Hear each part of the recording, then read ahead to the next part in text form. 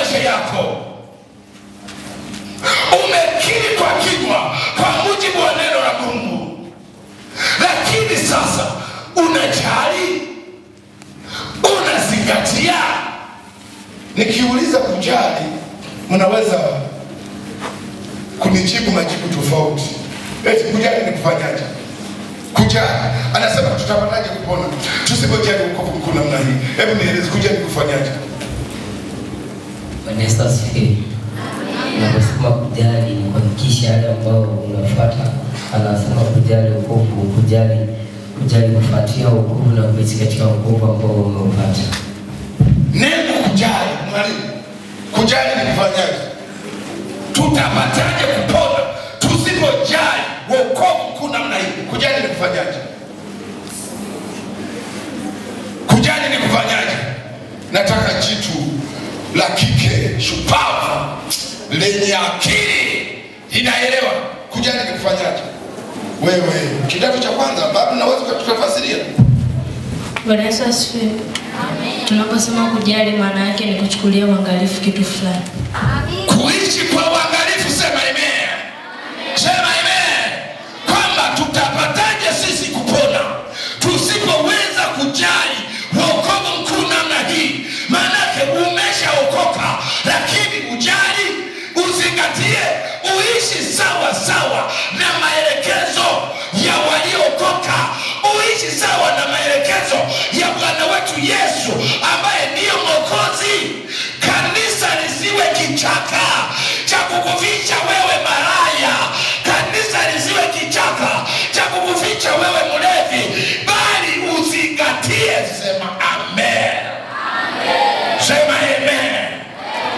Ndipo nasema tutapataje kupona tusipojali?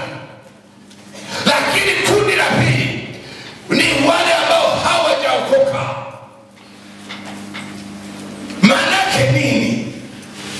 Unaposikia habari za wokovu ujali, maana kuchukua hatua, maana kufanya maamuzi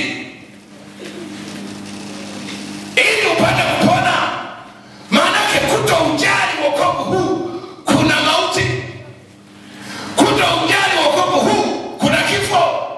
Kifo cha elimu yako kitatokana na kutojali wokovu. Maanake wasiookoka malaya, huwezi kuwa malaya ukawepa hapa. Amina. Wasiojali wokovu huwezi kuwepa hapa mwizi. Amen. Kutojali wokovu, wasiojali wokovu waongo. Utachonganisha mpaka walimu, stafu itapomoka kwa ajili yako. Anasema tutapataje kupona tusipojali wokovu mkuu namna hii? Ndiyo maana naona Ahaba Seko inaongoza mkoa wa Kigoma, sio kwa sababu walimu ni bora sana, ni kwa sababu wamejali wokovu huo wa Yesu Kristo. Piga makofi kwa Mungu aliye hai. Piga makofi kwa Mungu aliye hai. Anasema tutapataje kupona tusipojali wokovu mkuu namna hii? Anasema ambao ulinenwa na Bwana. Bwana alinena nini? Bwana alinena nini? Marko 15:16. Bwana alinena nini? Marko Mtakatifu sura ya 16 mstari wa 10. Anasema tutapataje kupona tusipojali wokovu mkuu namna hii ambao ulinenwa na Bwana mwenyewe ambaye ni Yesu. Akasema enendeni ulimwenguni. Soma hapa. Biblia inasema akawaambia, enendeni ulimwenguni mote mkahubiri Injili kwa kila kiumbe. Aaminie na kubatizwa ataokoka, asiamini atahukumiwa. Ndio Yesu mwenyewe anasema hapa kwa Waebrania, anasema tutapataje kupona tusipojali wokovu mkuu namna hii ambao ulinenwa na Bwana mwenyewe akisema enendeni ulimwenguni mote mkaihubiri Injili kwa kila kiumbe. Wako wa aina mbili, watakaoamini wataokoka, wasioamini watahukumiwa. Pigia makofi mchungaji wako.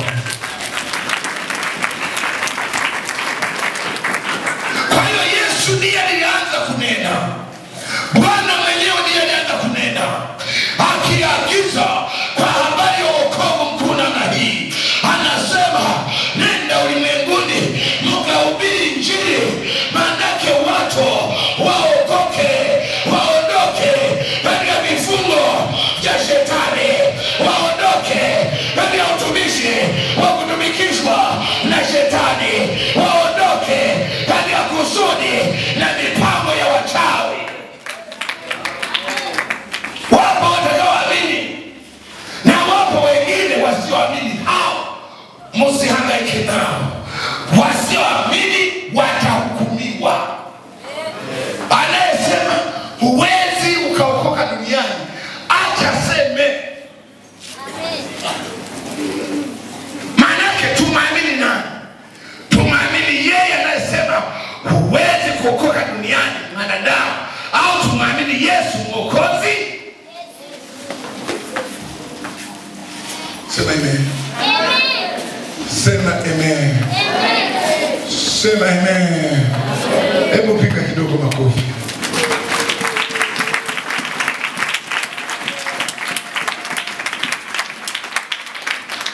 Kwa hiyo wapo wataamini na wengine hawataamini. Kama Yesu anasema mkahubiri watu waokoke, na mwingine anasema haiwezekani kuokoka. Yesu ni Mwokozi na wanaokolewa wapo. Ndio maana pale Mwanzo anasema utamzaa mwana wewe Mariamu. Jina lake hutamwita wewe, utamwita hili unalotuma na Mungu kwa lugha ya malaika. Utamwita jina lake Yesu, na huyu ndiye atakayewaokoa watu na dhambi zao. Yesu ni Mwokozi na wanaokoka wapo. Sema amen. Sema amen. Ukisikia mtu anasema huwezi ukaokoka duniani, maanake duniani wewe uishi na dhambi. Maanake duniani uishi na dhambi. Akisema huwezi kuokoka duniani, maanake ujiishie na nini? Na kama ukiishi na dhambi, Biblia inasema mshahara wa dhambi ni nini? Kwa hiyo mauti inakukabili. Na dhambi maana yake nini? Dhambi ni uasherati. Sasa kama mchungaji anasema hawezi akaokoka na duniani hawezi akaokoka, lazima aishi na dhambi, maana yake mzinzi. Sasa mke wangu akashauriwa na yeye secret kwa faragha, mke wangu nimwachie kwa huyo mchungaji ambaye anasema huwezi ukaokoka, lazima uishi na dhambi, lazima uishi ni maraya. Kwa hiyo wake za watu sana chukua tu. Anaelewa ni nani? Piga makofi kwa Mungu wako. Anasema kisha huo wokovu ukathibitishwa kwetu na wale waliolisikia, manake mitume. Yesu alisema nendeni mkahubiri injili kwa kila kiumbe. Kwa maneno hayo yakaja yakathibitishwa kwetu na wale walioagizwa ambao ni mitume. Biblia katika Matendo ya Mitume 16:30 ukathibitishwa kwetu na wale waliosikia. Biblia inasema kisha akawaleta nje akasema, bwana zangu, yanipasa nifanye nini nipate kuokoka? Wakamwambia, mwamini Bwana Yesu nawe utaokoka pamoja na nyumba yako. Ndio. Huyu ni nani? Ni askari mmoja. Wakati Paulo na Sila wamepelekwa gerezani kwa sababu ya kuhubiri injili ya wokovu wa Bwana Yesu, wokovu ambao watu hawautaki, wokovu ambao watu hawaupendi. Wanapenda kusali,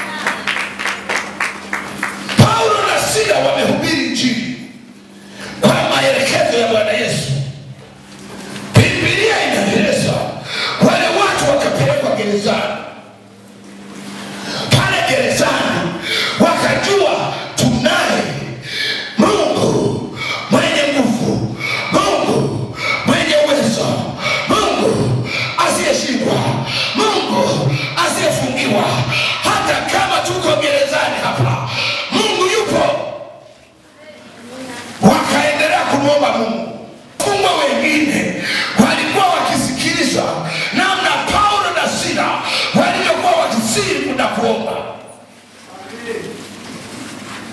Katika hali hiyo Biblia inasema milango ya magereza ikafunguka. Wale watu wakatoka kiroho safi. Sema amina. Sema amina. Wakati wanatoka, askari aliyelinda ile magereza akaona wametoka wengi, akauliza, jamani, akataka kuchanganyikiwa. Wakamwambia, wala usichanganyikiwe, wala usijidhuru, kwa sababu wafungwa wote tumetoka, tuko hapa. Akaogopa. Ile nguvu iliyofungua ile magereza ikamtisha. Akasema, jamani, sasa kwa namna hii nimeamini kwamba ipo nguvu nyingine iwezaye kuwaokoa wanadamu tofauti na vile nilivyokuwa naamini. Milango ya magereza yale makufuli yaliyokuwa yamewekwa yameachia yenyewe, ikajifungua yenyewe. Akasema, jamani, sasa mnielekeze nifanye nini na mimi nipate kuokoka. Wakamwambia, wewe mwamini Yesu nawe utaokoka pamoja na familia yako. Piga makofi kwa Mungu.